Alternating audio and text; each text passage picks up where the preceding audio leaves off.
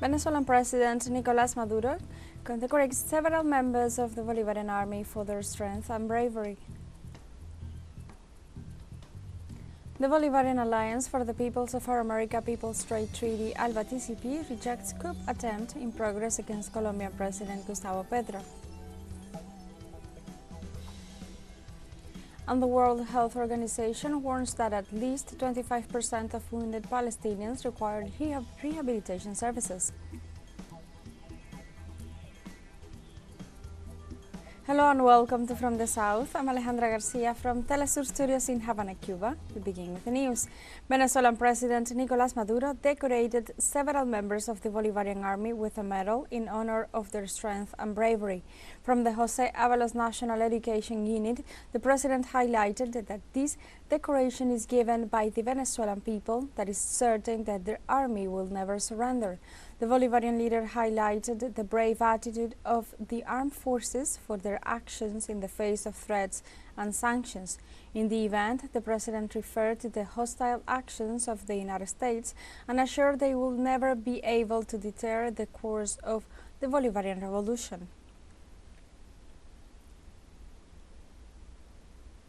In Venezuela, the Minister of Foreign Affairs, Iván Gil, summoned the ambassador of Spain in the country, Ramón Santos, to express the government's firm stance in the face of any interference.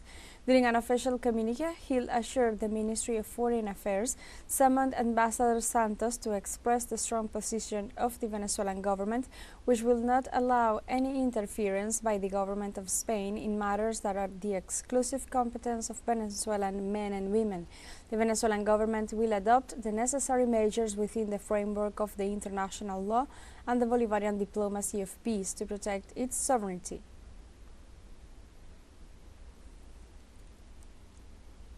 The Bolivarian National Armed Forces of Venezuela rejected the recent imposition of unilateral coercive measures by the United States on high-ranking Venezuelan officials. In response to the recent coercive measures, the Minister of Defense warned that the Bolivarian Armed Forces are unbreakable and will continue defending the democracy in Venezuela. In this sense, Padrino López asserted that the members of the ministry will remain faithful to the Venezuelan sovereignty.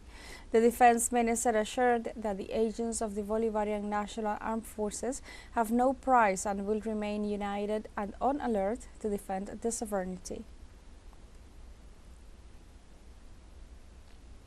The Supreme Court of Justice of Venezuela rejected the sanctions imposed against national government officials by the United States. On Friday, Washington sanctioned 16 officials, among them 5 magistrates of the Supreme Court and rectors of the National Electoral Council for allegedly obstructing the presidential voting process of July 28th. In response, the President of the Supreme Court of Justice, Carislia Rodriguez, pointed out that this practice collides with the accepted principles of international law on self-determination and democracy. Furthermore, the President of the High Court reaffirmed that the entity has always been a promoter of peace in the country, whose decisions have been backed by the national legal system in order to guarantee the tranquility of the nation.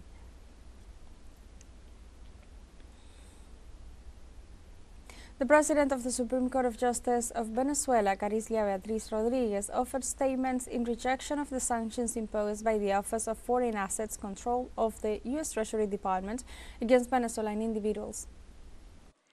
The Supreme Court of Justice of the Bolivarian Republic of Venezuela, on behalf of the entire judiciary, once again repudiates the interfering action of the United States of America in the internal affairs of the Republic by imposing unilateral and illegitimate and illegal coercive measures on 16 Venezuelan officials, among which are the magistrates Carislia Beatriz Rodriguez Rodriguez, Fanny Beatriz Márquez Cordero, Inocencio Antonio Figueroa, Malaquía Gil Rodriguez, and Juan Carlos Hidalgo Pandare, as well as Judge Edward Miguel Briceño Cisneros. The National Electoral Council of Venezuela issued a statement to repudiate the act of interference committed by the government of the United States of America as it tries to point out and intimidate a group of Venezuelan public servants through illegal unilateral coercive measures. According to the statement, the electoral power of the Bolivarian Republic of Venezuela repudiates the infamous act of interference committed by the government of the United States of America, with which it is trying to point out and intimidate a group of Venezuelan public servants through illegal unilateral coercive measures promoted by criminal groups linked to terrorism, drug trafficking and other crimes, who have allied with you and other corrupt structures to finance operations against the Venezuelan electoral system and its members. Later on, the electoral authority stated that the United States of America has one of the most pathetic and obsolete electoral systems on the planet. For this reason, the U.S. government lacks the moral authority to evaluate and give its opinion on electoral issues, much less in Venezuela, where there is an electoral system with the highest global standards. Attempting to blackmail the members of the National Electoral Council is a crude maneuver that has failed before. No illegal sanction against the institution has distanced from its constitutional mandate. The Venezuelan electoral power is today firm, united, and stronger than ever.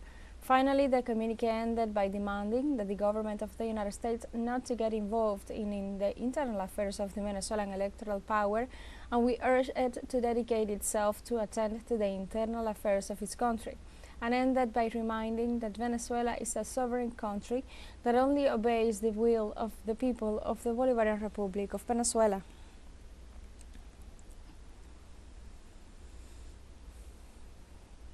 The National Assembly of Venezuela condemned and rejected, through an official statement, the unilateral and coercive measures against Venezuelan individuals by the United States government. According to the statement, the National Assembly of the Bolivarian Republic of Venezuela condemns and rejects in the strongest terms the continuous and permanent aggression by the supremacist government of the United States of America, this time by imposing unilateral coercive measures against dignified and courageous Venezuelan public servants, such as the first Vice President of the National Assembly, Deputy Pedro Infante. It follows by stating, we express our deep solidarity with the decent Venezuelans who were attacked by this new and illegitimate action of the imperialist hegemony against our homeland and our institutions. And we tell the decadent United States of American empire and its European satellites that no unilateral coercive measures will stop the libertarian and independentist path the Venezuelan people have chosen. The communique closes by declaring that the National Assembly demands full respect for the institutionalism of the country, and we reiterate before the world that more than 200 years ago we ceased to be a colony thanks to the will and struggle of our people, and therefore do not accept nor will accept the interference of foreign powers in our internal affairs, nor any neo-colonial subordination.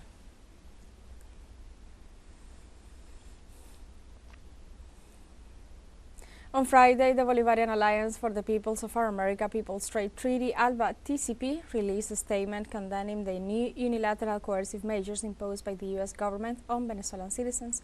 According to the communique, the member states of the Bolivarian Alliance for the Peoples of Our America's People's Trade Treaty, ALBA-TCP, categorically reject the new imposition of unilateral coercive measures by the government of the United States on Venezuelan nationals. It follows today Venezuela has 16 nationals unilaterally sanctioned for the simple fact of fulfilling their duties and, basically, for being Venezuelans and not acting to benefit a Venezuelan political sector, which is well known for being extremist and fascist and has always claimed to be in favor of interventionism and the violation of international law rather than assuming its defeat.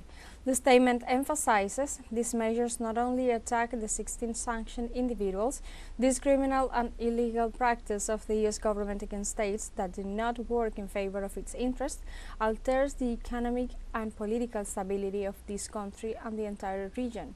Finally, the communique states, ALBA-TCP strongly repudiates this new attack against public officials, their human and civil rights, and the Venezuelan nation in general, which threatens the peace and tranquility of all Latin America and the Caribbean, and calls on regional governments to reject these measures and to promote diplomacy and respect for the self-determination of peoples, and closes by emphasizing that the Bolivarian Alliance demands respect for the sovereignty of the three peoples of our America and the Caribbean, and reaffirms its unrestricted support and solidarity with the people and government of the Bolivarian Republic of Venezuela.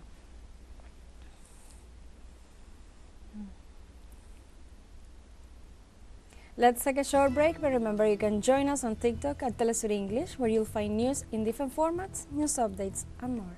We'll be right back. Stay with us.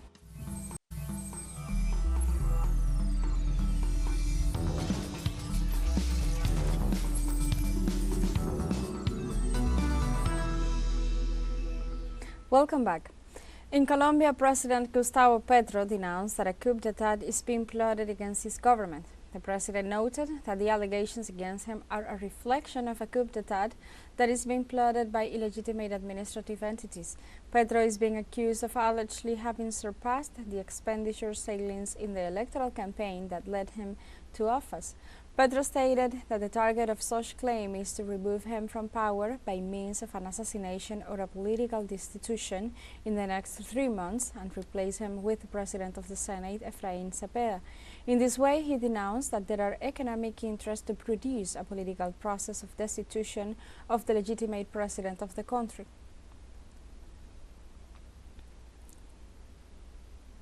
The Bolivarian Alliance for the Peoples of Our America People's Trade Treaty, ALBA-TCP, issued on Friday an official communiqué regarding the recent warning made by Colombian President Gustavo Petro about a coup d'état and magnicide attempt in progress against him.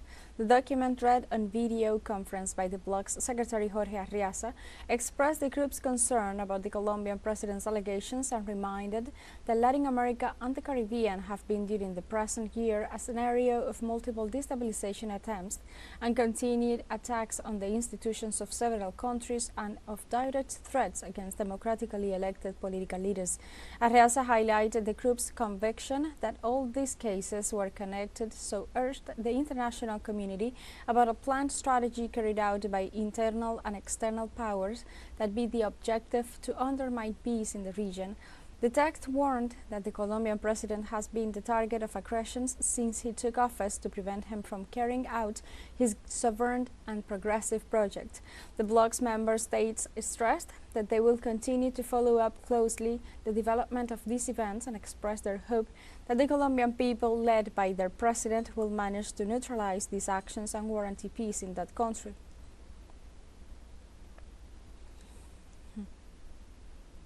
Army General and leader of the Cuban Revolution, Raúl Castro, and Cuba's President Miguel Díaz-Canel sent Friday their congratulations to Nicaragua's President and Vice President Daniel Ortega and Rosario Murillo, respectively, on occasion of the 203rd anniversary of Nicaragua's independence from the Spanish colonialism. The message was sent in an official letter where the Cuban leaders said that the independence of the sister nation opened a long road of struggles by the Nicaraguan people, which was consolidated with the Sandinista revolution. Castro and Díaz-Canel also expressed their all-out support and solidarity to the Sandinista revolution and affirmed their conviction that the Nicaraguan people will continue advancing towards Latin American unity.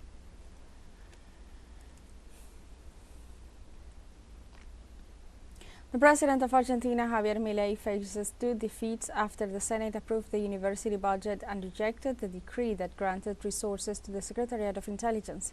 Argentina's Congress rejected for the first time in history a decree with 49 votes and 2 abstentions.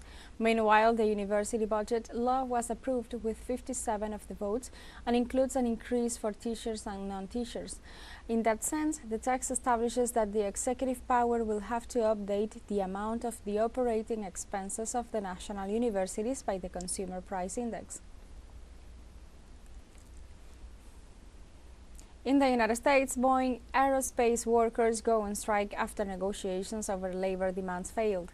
The protest follows the workers' rejection of a contract proposal that would raise their salaries by 25% over 4 years. The proposal was rejected by more than 94% of the employees, which is why they decided to go on strike. Nearly 33,000 Boeing engineers, mostly from the Washington headquarters, participate in the strike, affecting the production of the C-737 MAX, 777 commercial aircraft, and the 767 cargo plane.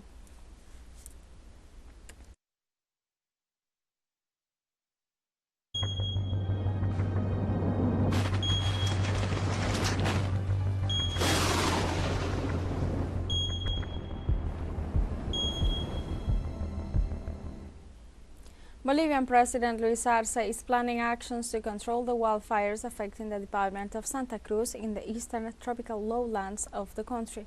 According to the nation's civil defense, the president team is organizing what needs to be done to fight the fires and for the reconstruction of the affected areas. The Bolivian president and his group moved to the city of Santa Cruz on Thursday to lead on site the emergency actions to control the blaze.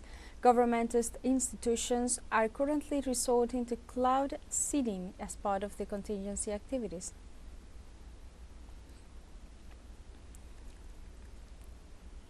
We have a second short break coming up, but before we invite you to visit our YouTube channel at teleSUR English, there you'll be able to rewatch our interviews, top stories, special broadcastings and more. Hit the subscribe button and activate the notification bell to stay up to date on the world's most recent events. Final short break, don't go away.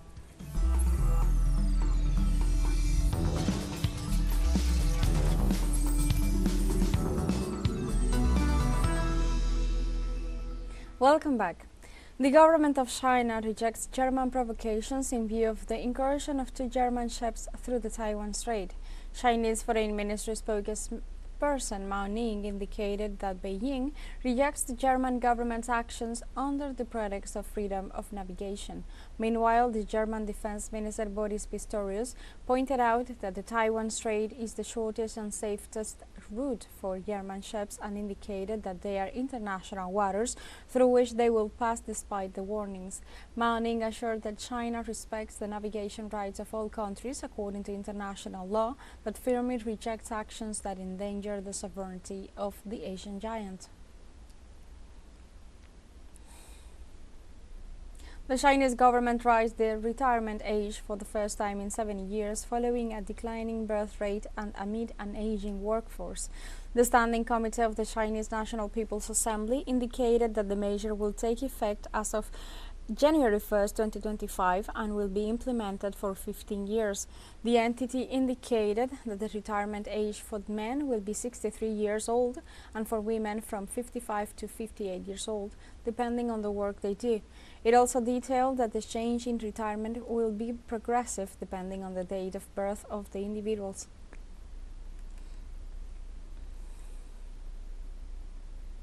The first troops from Jamaica and Belize for the Multinational Security Support MSS mission arrived in Port-au-Prince on Thursday and on Friday to join the 400 agents from Kenya who are already in Haiti. On the Jamaican side, a contingent of 20 military and 4 police officers arrived at the Toussaint Louverture International Airport in the Haitian capital on Thursday, as the country is committed to support the MSS mission. Meanwhile, 2 Belizean soldiers were welcomed on Friday in Haiti on behalf of the goodwill of their government. Authorities expect another 2,500 military and police officers to back the MSS up in the near future. MSS Commander Godfrey Antush was grateful for the aid received.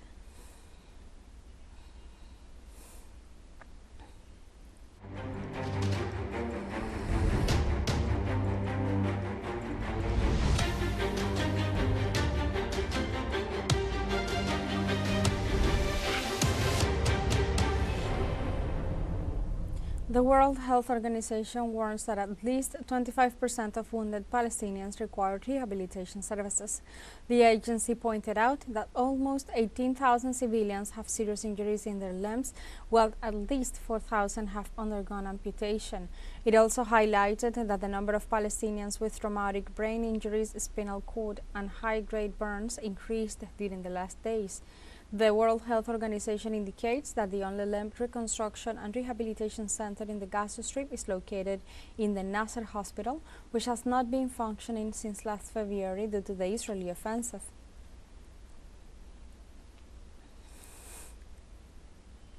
Meanwhile, the Rafah border crossing located south of the Gaza Strip has been closed for 130 days after a violent offensive by the Israeli army.